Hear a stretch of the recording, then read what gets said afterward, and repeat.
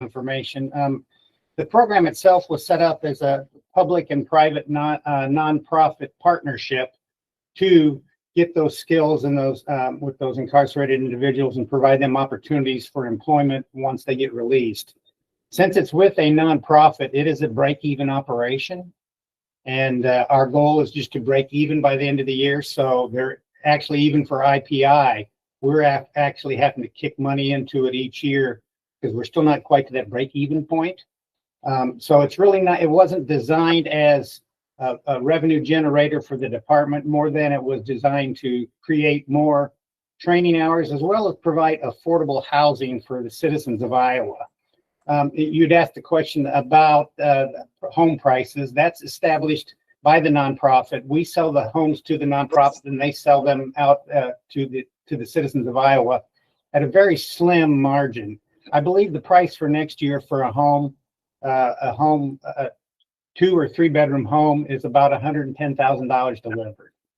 Okay, and that's delivered on their site with their foundation, and there are some requirements that they have to meet as well. So they're again designed to create affordable housing for citizens of Iowa and to make it so even some cities and other entities can create that for their individual locations.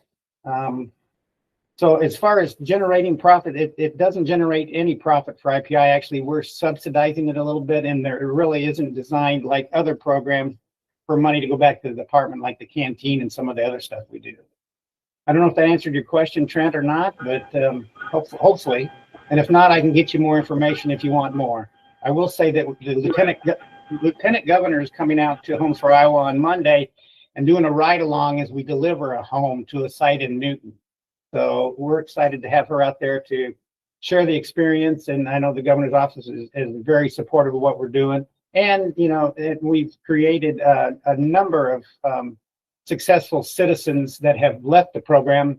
We have one gentleman that's an apprentice, an electrical apprentice. He got that while he was working for us, and he stepped right in. He had a job before he left the institution, as well as many, many others. We thought when we started this that the construction industry might be a little skeptical or whatever. They are coming to us. We do open houses with them. We do job fairs, and they come to us looking for the guys that are getting ready to release that they want to hire and help them become productive citizens too. So really, it's a win-win for everybody involved. And I'm getting a little long-winded here, Trent, but did that kind of cover what you were asking? Yes, thank you so much, Bob. I just was asking that question because I was at that facility once, and it's an awesome facility, and I thank God for the rehabilitation and the opportunity for the young men to get a job outside when they get out of the institution. So thanks so much, Bob. You bet. Thank you. I appreciate that. At this point, I'll call on Steve Dick for the budget update. Thank you, Becky, and welcome board members and community members and other corrections employees as well that are on the call. Wanted to kind of just get you up to speed as to how we ended FY25 that ended, physically closed at the end of August, and then we'll get into the current year, kind of where we're at after the first quarter, and then just a brief synopsis of what we put forth for our FY27 proposals that have been submitted to the Department of Management and the governor's office at this point in time. So FY25 has closed, as I stated. All reporting has been submitted as such at this point in time to the state. We did finish at a zero sum. We did carry forward a little bit of money into the next fiscal year that can be used for training and technology.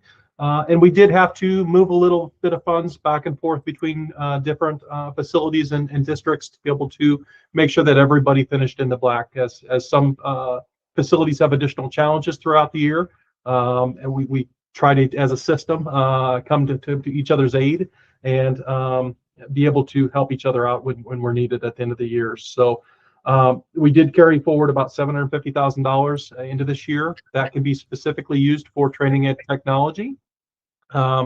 Any IPI purchases that the facilities or districts that are making can be spent out of that money. but for the most part, it's either that or it's IT and technology types of spends that we would be spending anyway can be covered under those dollars. So, and that's scattered throughout the department in the different prisons and facilities districts. We did revert about $560,000. That's part of that trade-off with the carry forward. Half goes to the state, half goes back into our coffers for the next year. So, and there are some funds that don't have to have that, such as our education appropriation. We do not have to have that that split. It actually all gets carried forward. So that's why it's not exactly the same as far as the 750 and the 560,000 approximately. But end result is we're done. We finished in the black and such. Not always easy, but everybody banded together and made it happen. So FY25 is done. FY26 that we're currently in right now, we're through a quarter at this point in time. Those financials were sent out to the board members for their review. Just to kind of highlight on a couple things, we have distributed our department-wide duties. So there's a couple lines that look like we're basically spent all the money or received all the money, and that's why. And those department-wide duties typically cover such things as salary adjustments. And in this year, we had some additional Department of Management costs that were being absorbed, and therefore some of those monies were used towards that. Another large thing that is done at the beginning of the year typically is our workers' comp premiums. The state allows us to either break that out over 12 months or pay that all at once. A lot of our facilities and districts just choose to have that taken at the beginning of the year so that we don't have to worry about those funds the rest of the year, and we know where we're at. So very large dollar amount is on that line as well. Overall, looking at where we're at, we do have challenges through this year. Things are going to be tight, but looking at where we sit as of the end of September, our salaries were about 24%, a quarter of the way through the year. That's about where you would expect. So, and that is by far our largest expense line. There are other things that sometimes you purchase. You didn't purchase at the end of the year because we were saving to make it through that year. So some of the supplies and uniforms and some of those things get replenished at July 1. So sometimes those lines do edge a little bit above where we would anticipate, but they will slow down and recover for the remainder of the year. Overall for the department, we're at 26%. Once again, with those one-time types of things that are happening at the beginning of the year, I think that's right where we need to be. Like I said, we are keeping a very close eye on all of our locations, and as last year, we've got this year where some facilities are just in a little bit of a tougher situation, and we'll do the best that we can to try to help them and try to help them also dig out of those deficits, from day one that we start with. So some of that is natural. We have positions that are vacant at any given point in time. We do try to fill those, but naturally some of those are going to be vacant throughout the year, and we do achieve some savings throughout the year, and that's kind of banked upon that we're expecting that some of those savings will occur, and that's how we make it through the year. So that's kind of where we're at. I did want to hit a little bit on some of our appropriations for capitals. We did receive a number of appropriations this last year, and so wanted to kind of get that in front of you. We're really trying to be aggressive on getting some of those projects started and completed. Typically, we have about 3 years to be able to complete those projects, but we did receive capital RIF dollars for the renovation and construction of a central office in Council Bluffs, which will add some residential beds at the same time. So that was our capital, our RIF dollars. In our technology, we did receive a number of different projects that include cameras, fence upgrades at a couple facilities, computer backup system, some battery backups, door replacement, control replacements. So a smattering of different items. And once again, we're trying to be aggressive on getting those projects underway. We're working with our partners at Dom Do It to get some of the IT types of projects started and completed as well. So wanted to just kind of give you an update. Typically, like I said, we've got 3 years to get those things completed, but we try to be aggressive and get them started. And there's a reason why we ask for those dollars. So we want to show that we're being good stewards of those tax dollars and using them as such. So that kind of migrates me to FY27. We did put forth a status quo budget as was asked for by the governor and Department of Management. So we did submit that in middle of September. We were able to put forward technology projects and RIF infrastructure projects as we have in the past. And so we did submit those. I did want to highlight one thing that we did, because I know it's something that does come up at these meetings. We have put forth a study at Mount Pleasant for the air conditioning as our #1 project on the RIF proposals. And the feedback that we got when we met with the governor's office was pretty positive with that. So we're hopeful that will be possibly put forward. And what that does is that really gives us even a better estimate. The estimate that we've gotten has been a number of years old, so we want to make sure we refresh that. We also want to know on the front end of what the additional cost of utility costs are going to be going forward as well. Not just the upfront of what it would cost to do the project, but also what are we looking at as far as ongoing costs. So that was our top priority, and I wanted to make sure I highlighted that because I know that does come up in these meetings. But we did put forth a smattering of different projects for both infrastructure and the needs of the department for technology as well. So wanted to put that forth, but it did get pushed up a little bit. Typically, it's October 1st is when we have to submit that, and we were asked to complete that process by September 15th this year. So it did get pushed up and put a little strain on us, but we got it done. So that's kind of where we sit as of today. Like I said, 25's done, 26 we're started, and we're working through it and addressing those challenges as they come up. And then 27, that conversation has started. Once again, status quo to start with. We always have those conversations with Department of Management and Governor's Office as to what needs that we have beyond those status quo. So, and of course, our #1 priority is our staff. So any monies that we get for any salary adjustment and benefit increases that are going to be hitting us, that's our first dollar that we want to get, is to maintain that workforce. So that's my update at this point in time. If there's any questions, I would take those at this time. I have a question for you, Steve. I know you said there's some difficult situations, and I understand about the constant questions about the air conditioning. The question I have is Anamosa one of the oldest facilities that we have in the state of Iowa? And is that facility capable of getting air conditioning in it? And that money that we had that carried over, is there any money there to try to get that air conditioning into those facilities other than just Mount Pleasant? One last thing, and then is there any way to lower the utilities by using solar panels at all? Have you guys thought of that? That's my question, Steve. Yeah, so I'll kind of address them kind of in the order that you asked them.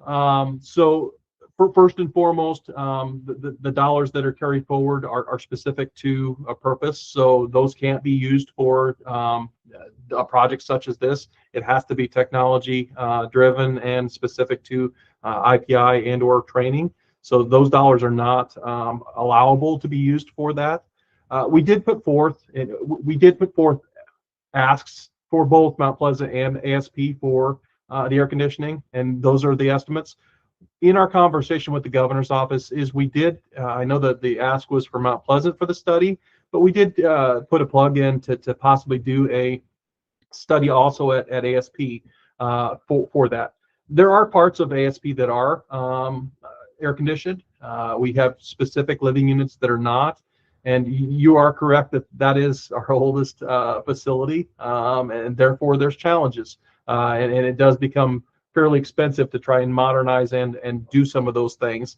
Is it impossible? No, but it is fairly costly. So we want to make sure that we get a good, accurate picture of what those costs are, and that's why we kind of pitched that study, not only for Mount Pleasant, but also for ASP, of what the cost is, and then also what those ongoing costs are. As far as solar panels, I don't think that's been looked at this point in time.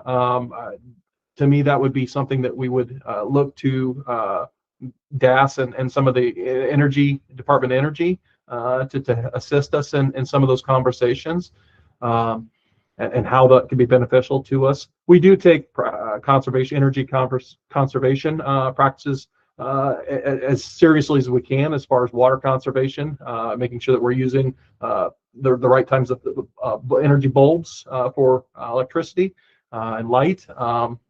So we're always looking at those opportunities.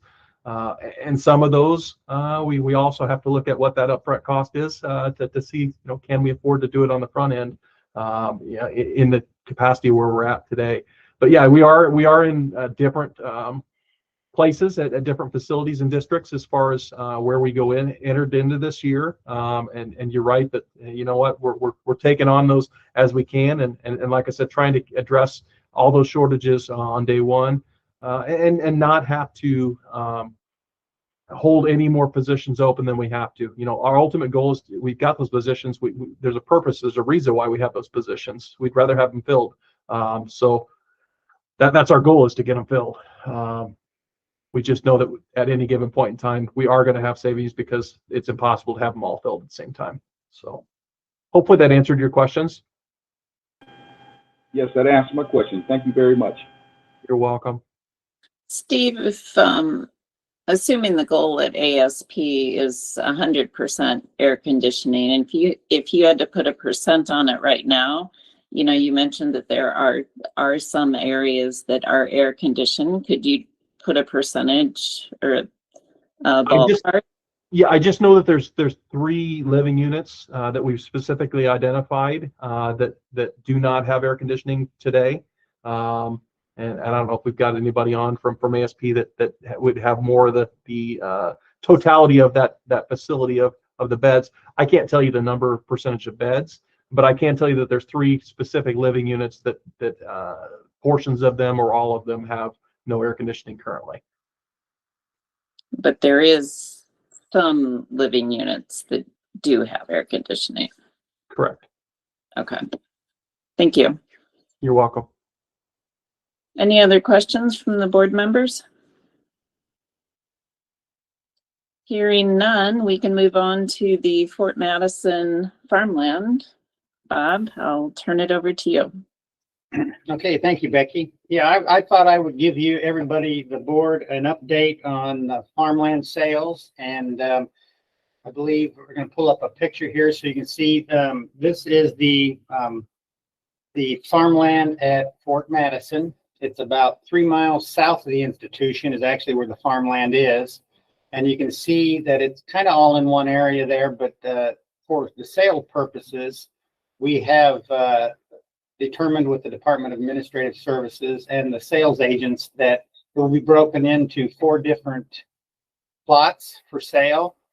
And the intent is for this ground to be listed, and the goal was to have it currently sold by the end of December. We're getting close for it to be listed on the market, and then they'll do it partially through market sales and partially through, I believe, an auction. Is how it will be handled eventually when they get to that point. It is handled by a sales agent. The People's Company got the contract from DAS to sell the ground, and so they will be handling all those aspects of it. This particular piece of ground is in Fort Madison is about 530 acres.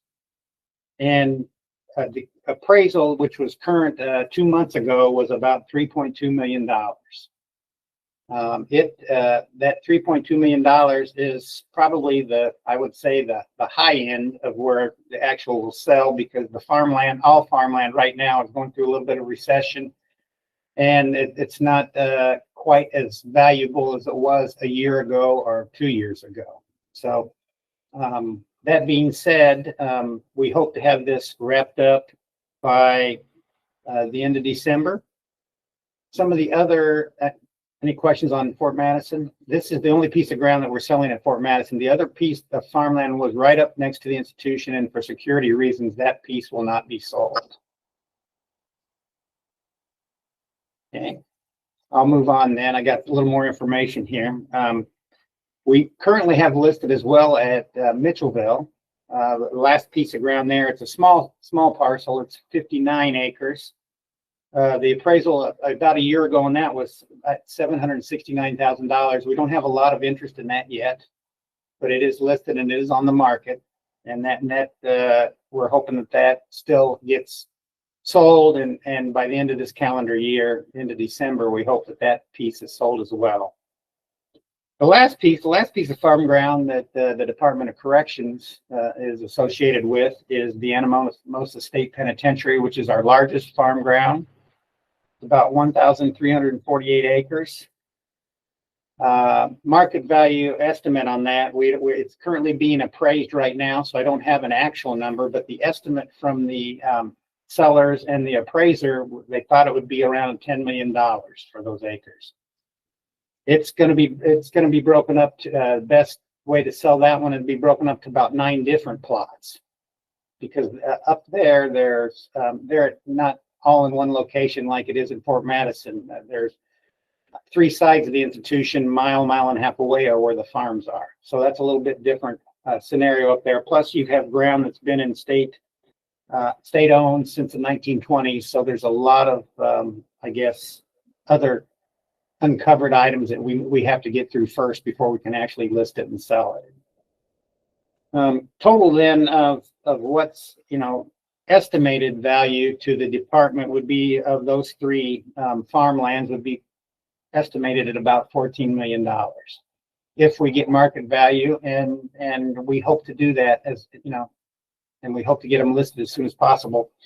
I don't have a crystal ball, and I can't tell you what the farmland values are going to do in the next 12 months, but I'm assuming that a few years ago they were pretty valuable, and we're seeing a recession, and normally recessions are not 6 months or a year. So we're hoping to get this wrapped up and done and to get the best value for the department that we can. There was a sheet in your packet that Steve Dick had prepared for me, and it just kind of goes over and shows you what the revenues have been thus far for the farmlands.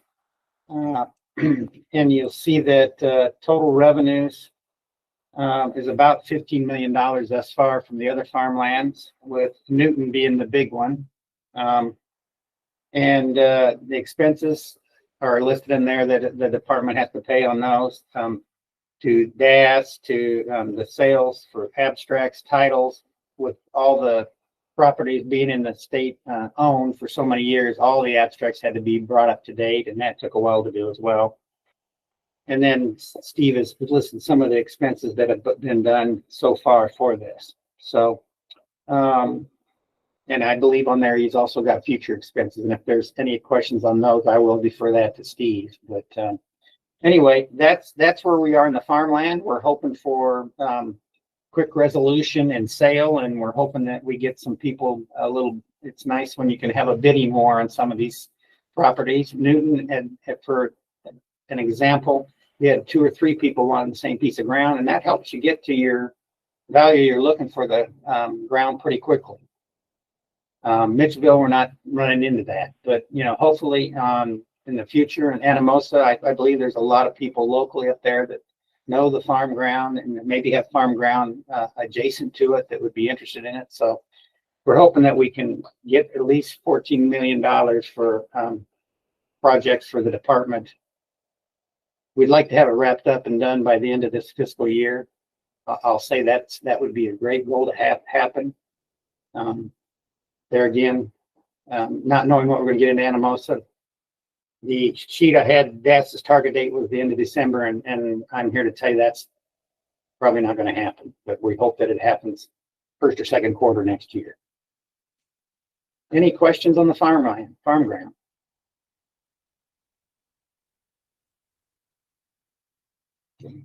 Hearing none, I think you're off the hook.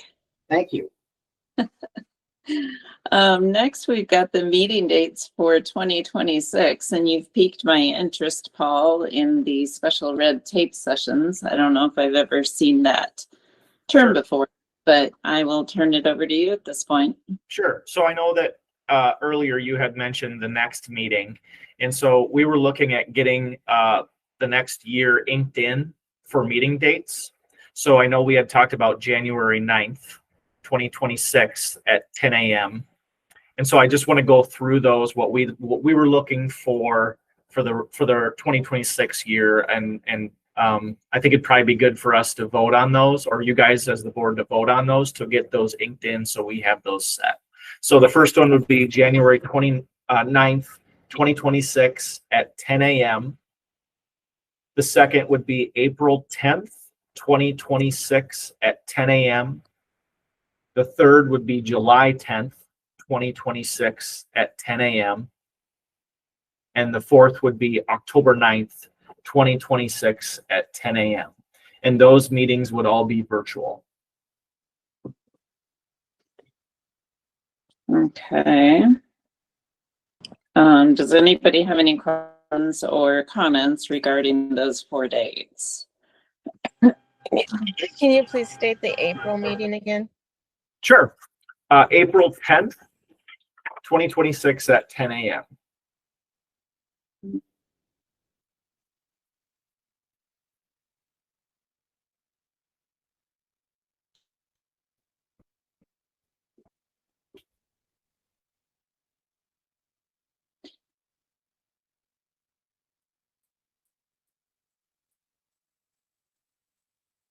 Is the legislative breakfast, is that still a thing? I don't know what's current, because we used to try to schedule a meeting on that day, and I think that gave the board members an opportunity to, get a little bit more information and talk to people. And that is still a thing.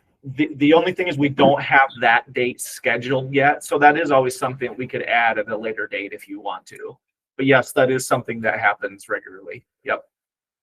Okay, yeah, I didn't know which would be better, to add an additional date or whether to substitute maybe the January or the April for that. It's usually in February, right?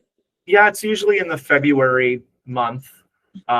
So however you want to do it. If I guess our thought here at the DOC was inking this in just so we have them set, especially for the public availability. So that way it's set. And then if there's any changes, we could just add a meeting. The legislative breakfast would usually be across the street when we do it, at the State House. So that was our thought, was trying to just get these inked in and then adding anything additional from that point. Okay. Does anybody else have any questions? I have a question. I know that the virtual meetings are very convenient for us. That way everyone can make sure they're there. But is there any time that we can schedule getting into the prisons where we can get in and take a look at what's going on, have an opportunity to talk to some of the employees, and be able to show ourselves to the employees of the state at the prison system? Because we haven't been doing any in-person meetings in quite some time. So I was just wondering about that, Paul. Is there any opportunities for us to get inside? Absolutely. Yeah, we can schedule that at any time that works for you guys. I think what we'll do moving forward, if you're okay with it, is I had mentioned before that Jen Rachi was scheduling some legislative visits and walkthroughs. We can make sure that you guys as board members know when that's happening, and maybe we could try to sync that up where you could join us at those at those walkthroughs. We're really trying hard to hit both districts and institutions. So if that's a good solution, Trent, that you're okay with, we can just make sure that we loop you in as those happen. I like that. I think that would be awesome. Yeah, that's no problem for us to do that.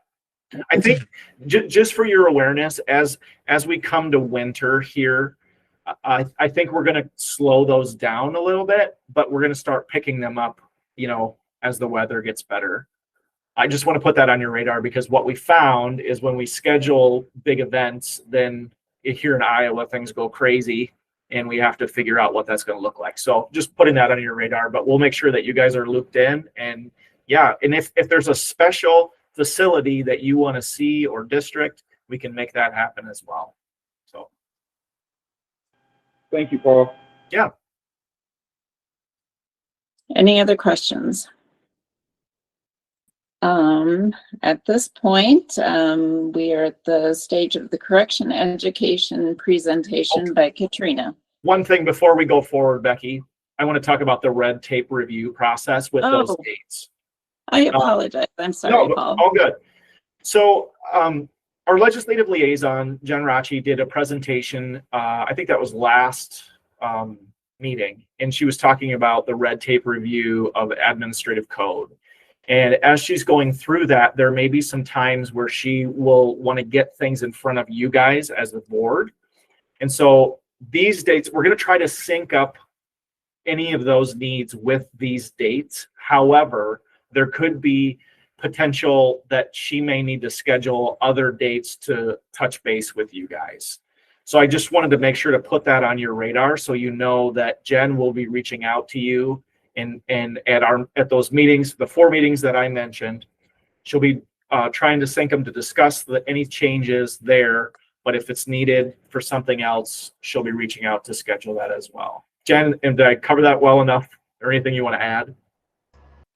No, I think you hit it. Essentially, it's just, I'm not going to be sure on the timing of when that would be needed. So because we have to get through kind of the formal process and then start through, we want to have the public hearings, which I'll notify you when those public hearings are set, because after we review every rule chapter, we're required to have public hearings to get public feedback if we want to do that. So I'll communicate those dates to you as well. And then after those occur, then I was planning to bring the proposed rule changes to you to show you what we're potentially presenting, and then any feedback that we received on it, just so you're fully aware. So then if you have any recommendations or suggestions, we can take those into consideration until they get through the entire process. So,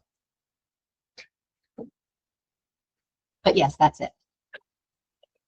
And then I just want to make sure that I'm hearing from the board. Are you okay for us to ink in those dates that I read off? I am. I'm good Yep. with you. I'm good. Okay. Any questions about red tape reviewer that Jen talked through? We just want to make sure that we're being transparent about that process as well with you guys. No, thank you for doing that. It would be good to be looped in that. So thanks. Thank you.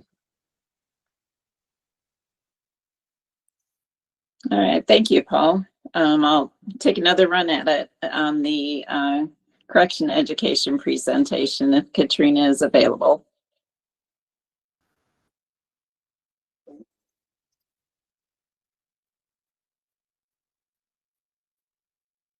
Good morning, everyone. There we go.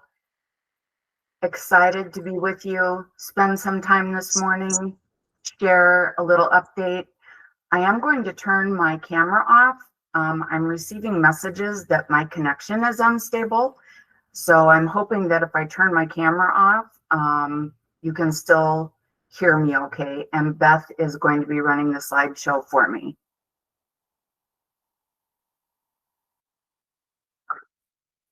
So as an update for you, and thankfully, with our partnerships with Workforce Development, Department of Education, Iowa Community Colleges and Universities, nonprofit agencies supporting reentry efforts, and employers, DOC has built an educational system that provides opportunities for individuals who are incarcerated to earn a high school equivalency, learn high wage and high demand workforce skills. United States Department of Education Pell funding regulations and our DOC policies.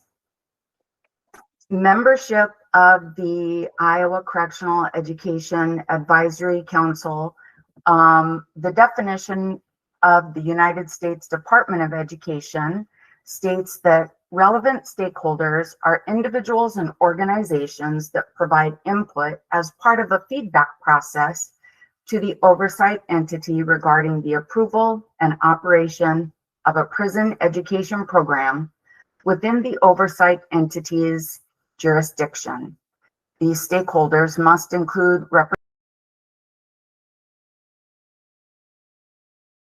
representatives of confined or incarcerated individuals, organizations representing confined Southeastern Community College.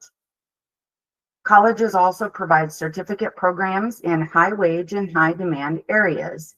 Program offerings vary by location based on funding, program space, the size of the incarcerated individual population, and also the infrastructure that we spoke of. There are also post-secondary educational opportunities. Currently, within the Department of Corrections, two community college providers, offer accredited associate degrees. Des Moines Area Community College offers post-secondary opportunities at ICIW, the Women's Prison in Mitchellville, and also the Newton Correctional Facility. And our partner with Iowa Central Community College provides those accredited associate degrees at Fort to be involved with Pell funding for the individuals who are incarcerated to take advantage of the Pell funding. Corrections registered apprenticeship programs. We'll go back, Beth. Thank you so much. DOC hosts 31 registered apprenticeship programs in its 9 prisons. And I believe Jennifer Seal, who is our corrections registered apprenticeship program coordinator, is in the meeting with us too this morning. In 2024, Iowa became a state apprenticeship agency. SAA is under the Iowa Workforce Development Umbrella Apprenticeship Program, recidivated at 32.7%, and those who completed a registered apprenticeship program were at that 16.3 recidivism rate. So what is this whole Iowa Corrections Education Advisory Council?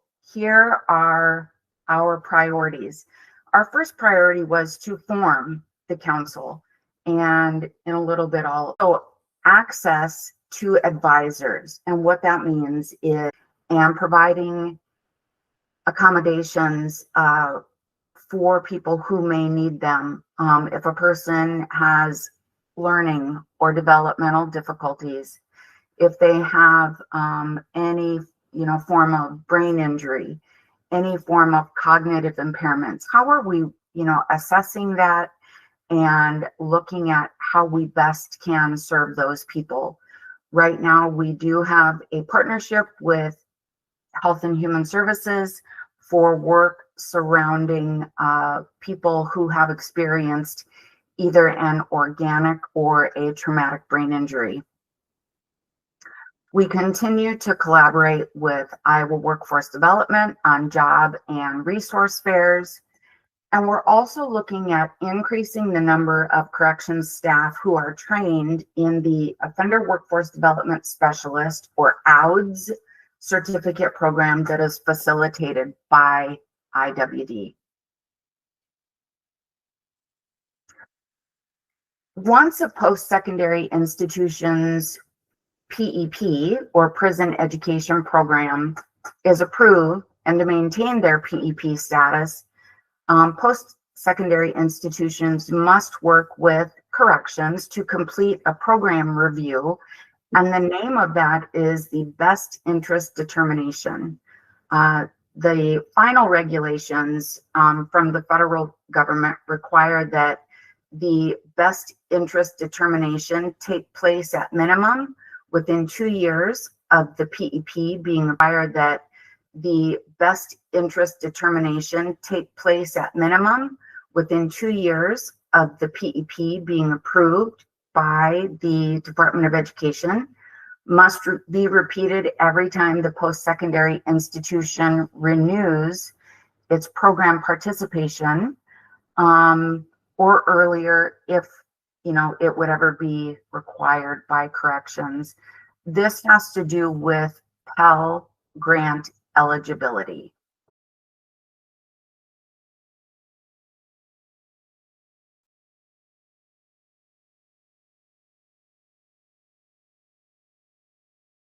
Completing this grant submission on behalf of corrections.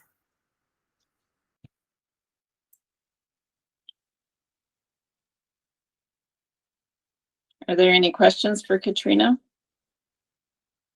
Yeah, this is Jim. Can you hear me?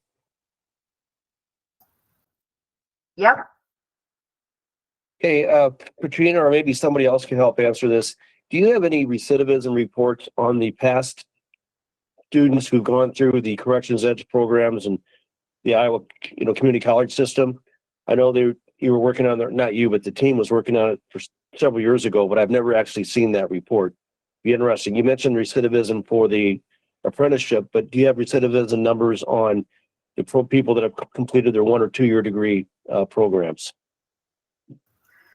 I do not write off the top of my head, Jim, but I will write it down and make sure I follow up with our research division, and I will provide that information to the board for sure. Thank you.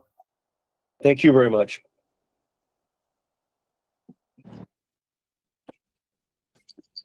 If there are no other questions, we will move on to public comments. And Beth, can I rely on you to? Yes. Thank you. So we have 3 speakers, and we're going to go ahead and start with Michelle. Feel free to start whenever, and I will start their timing when you start for 2 minutes.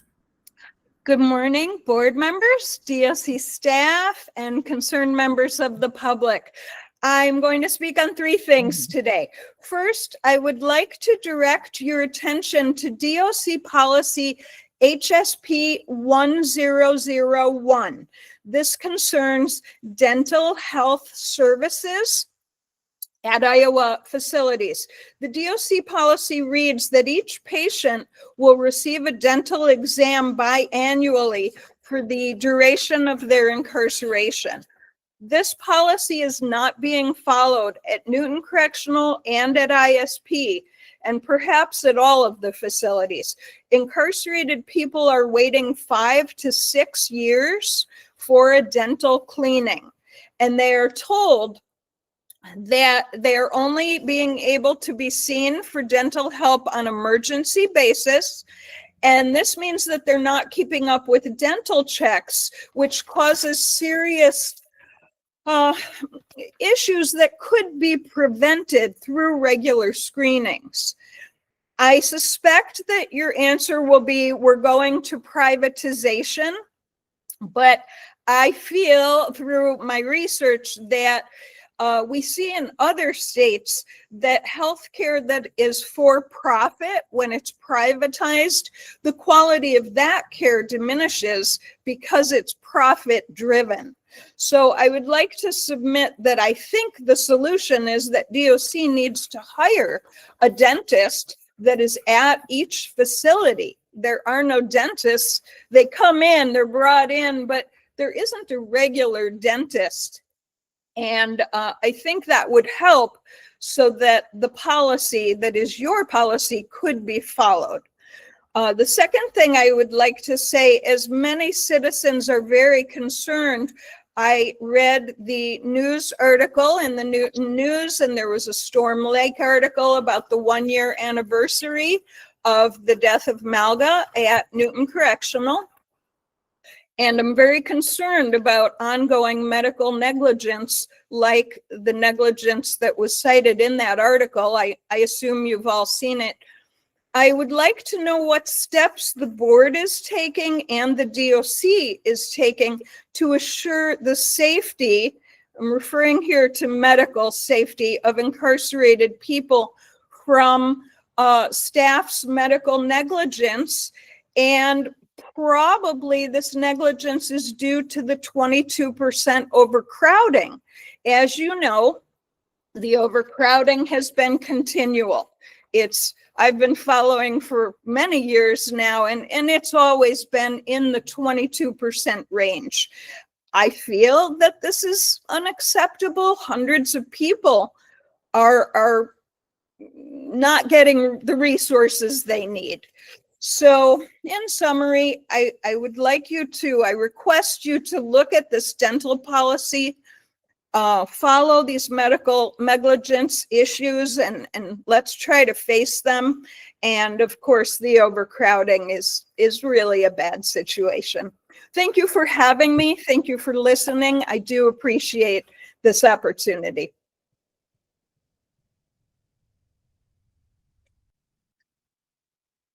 Thank you. Our next speaker will be Amanda. Good morning, everyone.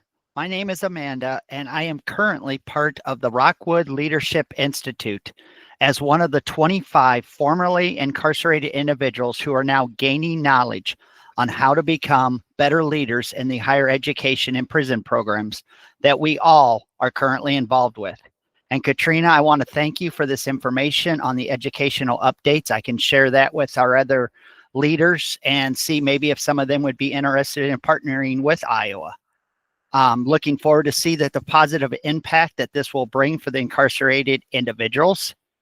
And I also want to take the time this morning to thank the Department of Corrections. During my incarceration, I had the opportunity to be part of the apprenticeship programs, and I actually got 2 apprenticeships while incarcerated, and also for allowing Iowa Central Community College to come into the prisons where I received my Associates of Arts degree. It is through these opportunities that I was successful in gaining employment upon my release in 2021, and also becoming an ambassador with ICHEP. And most recently, this has allowed me to be part of Rockwood Leader Institute and learning more about how I can become a better leader in higher education and prison programs. And it's also helping me daily in my job as becoming a better leader in my job. So just thank you for the opportunities that you allow the incarcerated individuals to have as far as education opportunities, because it is very beneficial. So thank you.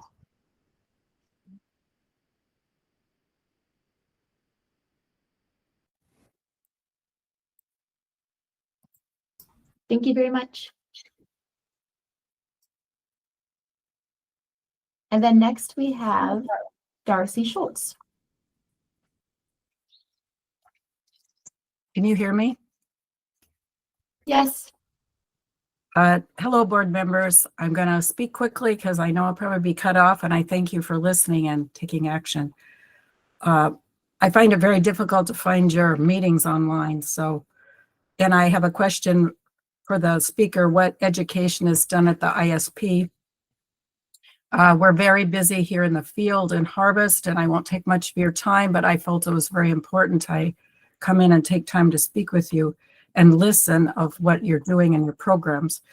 I'm also curious what the push is to sell all the land around the prisons and what it's going to actually be used for, medical care or a new prison, or what the purpose of it is. In September, I read 2 articles about the death of Malga. I'm sure you read the articles, as Michelle, I heard her speak about it also. And this was in the Newton News. If you haven't read it, please read it. I'm a lifelong Iowa voter from Northwest Iowa. As I said, a farm family, longtime farm family. And Malga was from Storm Lake, as you know, and that's not very far from where I live my entire life. So it's kind of hit me pretty close to home here. It still does not register in my mind how an otherwise healthy 23-year-old who was a few months from coming home died a horrendous death, pleading the staff at Newton Correctional for medical help when he had intense stomach pain and being denied medical help because the nurse felt he was faking. According to the article I read, the nurse said, I quote, "If you complain again, you're going to the hole." I am disturbed at how traumatic this must have been for Malga and for the other men around him to hear this, his cries for help. And in an overcrowded facility, 22% overcrowded does impact their medical care. And these men had to stand by and witness his agony, unable to help at all. Soon after the staff nurse denied Malga treatment, Malga was found dead in a pool of blood and vomit, according to the article. Malga died from a stomach ulcer, which, if he had received treatment, would have saved his life. I have raised this issue before, and I raise it again today. What is the DOC doing in all of our Iowa prisons to assure that no one else dies due to medical negligence by prison staff? As an Iowa voter, the level of apathy I see by the DOC towards the incarcerated people's health is really unacceptable to me. And I ask the board to get serious about making some improvements. I do not support my tax dollars paying for people to be neglected, ridiculed, and tortured. So also the dental situation, why do we have so few dentists and why is the dental care so poor?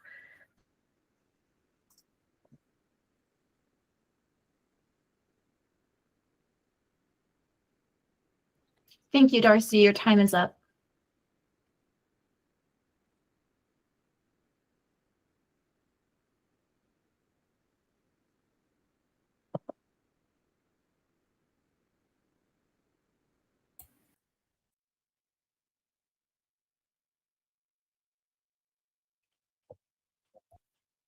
There are no more public speakers, Becky.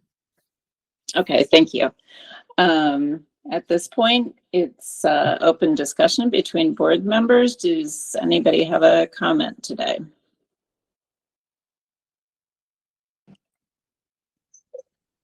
This is Denise. I'm in my car. I just want to say thank you for the presentation, Katrina and Jennifer, for all your work on that. And I just had one question that I thought of. Now, if somebody would like to take an online class from another college that does offer Pell Grants, did you clarify that? Like a private college?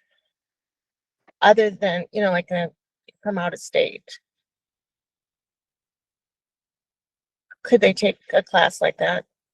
Does that make sense? Yep, thank you, Denise. That does make sense.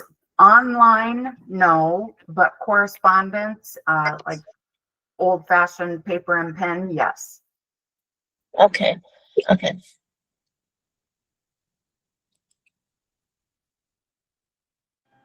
Hi, Katrina, this is Trent Keller.